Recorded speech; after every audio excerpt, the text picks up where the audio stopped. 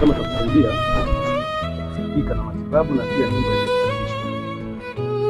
kwa na maisha mazingira mazuri salama mazingira yako. Asalamu alaykum. Leo tuko na mzee wetu Abdalla, na mzee wetu Abdalla anaishi katika mazingira magumu sana, na mzee wetu Abdalla anajulikana kama Bradhake Mwangaria ambaye ni marehemu saizi, na huyu mzee wetu ako na maradhi na anaumwa sana. Na ukiangalia mtazamaji, hii ndio hali yake. Ukiangalia nyumba, hata sasa nimeona ana kitu ya kujifunika.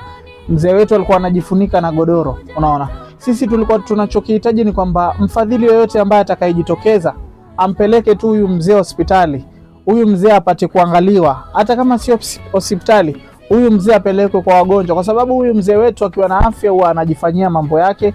Utamuona hata mtaani anatembea.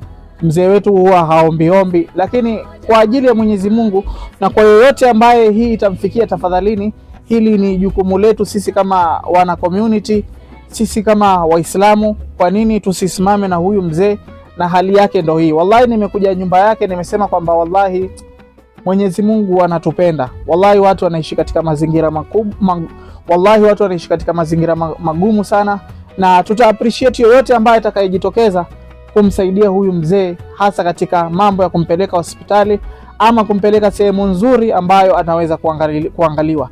Tafadhalini ndugu zanguni, tusimame na huyu mzee wetu. Mwenyezi Mungu atatufungulia njia zetu na Mwenyezi Mungu pia atatujalia kheri. Thank you, is the observer.